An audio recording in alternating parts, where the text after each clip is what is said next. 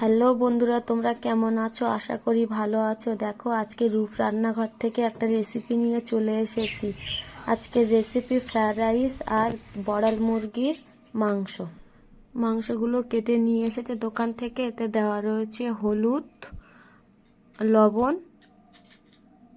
সর্ষের তেল আর মশলা করে নেওয়া হয়েছে মিক্সার গ্রাইন্ডে। এতে মশলা রয়েছে তোমার কাজু বাদাম, আদা, রসুন, জিরে, গোলমরিচ। ভালো করে মাংসটাকে এবার মাখিয়ে নেওয়া হয়েছে। এখন কড়া গরম হয়ে গেছে, আমি এতে দিয়ে দেবো সর্ষের তেল। কেটে রাখা পেঁয়াজগুলো দিয়ে দেবো, দুটো তেজপাতা লাল লাল করে ভেজে এতে আমি মাংসগুলো মাখিয়ে রেখেছিলাম সেগুলো দিয়ে কষাবো। পেঁয়াজগুলো আমার ভাজা হয়ে গেছে, এবারে আমি মাখিয়ে রাখা মাংসগুলো দিয়ে দেব।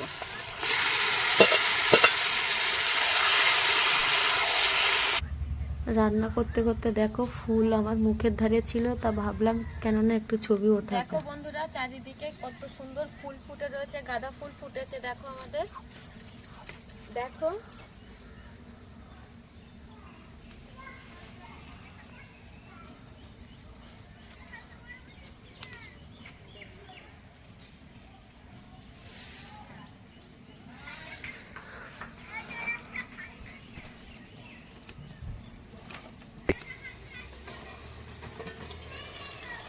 দেখবো কতটা কি হয়েছে। এই তো প্রায় সিদ্ধ হয়ে যাবার মতন হয়েছে, আর একটু কষিয়ে নেব।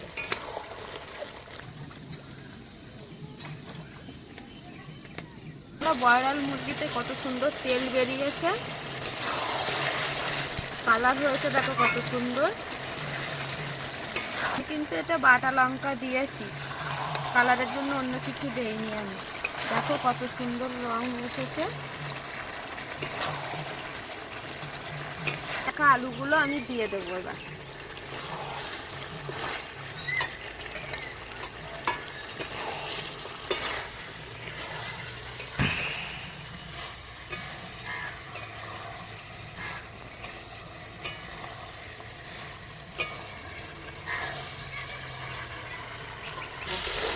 দেখো কড়ার গায়ে লেগে যাচ্ছে।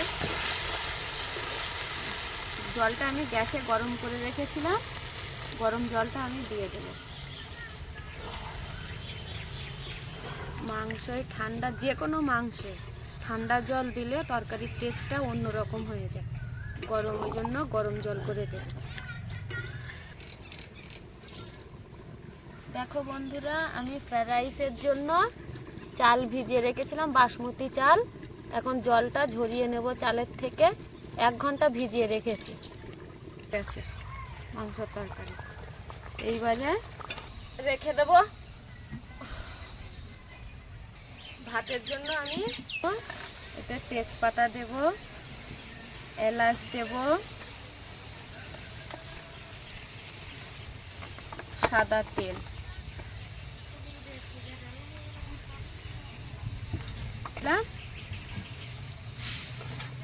দিয়ে দেব, লবণ এই জলের ভিতরেই দিয়ে দেব।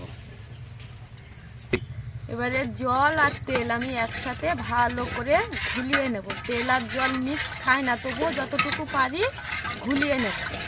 অন্ত জলে আমি চালগুলো দিয়ে দেব।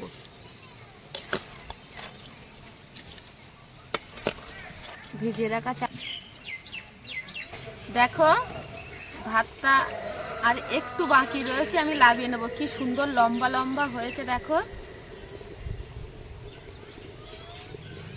খুব সুন্দর লম্বা লম্বা ভাত হয়েছে। দেখো ভাতগুলো হয়ে গেছে, একটু বাকি রয়েছে, আমি এবার লাভিয়ে নেব।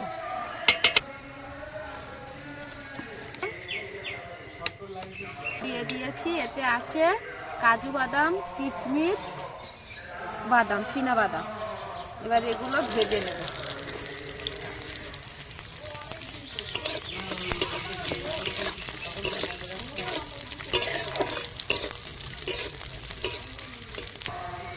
চিনি দিয়ে দেবো এতে। অল্প পরিমাণে আমিও ভেজে নেব। এটা বিনস একসঙ্গে এগুলো ভেজে রাখা রয়েছে, আর একবার গরম করে নেব,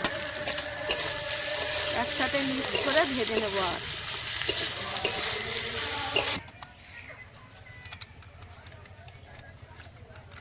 বড় গামলা বসিয়ে দিয়েছি, এবারে এতে আমি একটু ঘি মাখিয়ে নেব গামলির ভিতরে করে। এর ওপরে ঘি মাখিয়ে নিয়ে এর ওপরে দেব ভাত।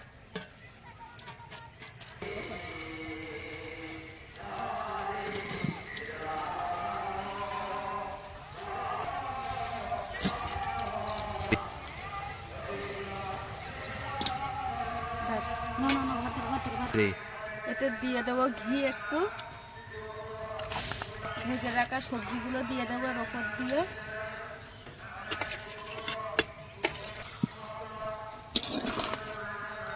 এগুলো এবার মিক্সড করে নেব। দেখো কত সুন্দর হয়েছে বন্ধুরা, পরে কমেন্টে অবশ্যই জানিও। এভাবেও ভেজেও করা যায় আলাদাভাবে, আবার ভাত নিচে রেখে তার উপরে সবজি দিয়েও গরম গরম পরিবেশন করা যায়।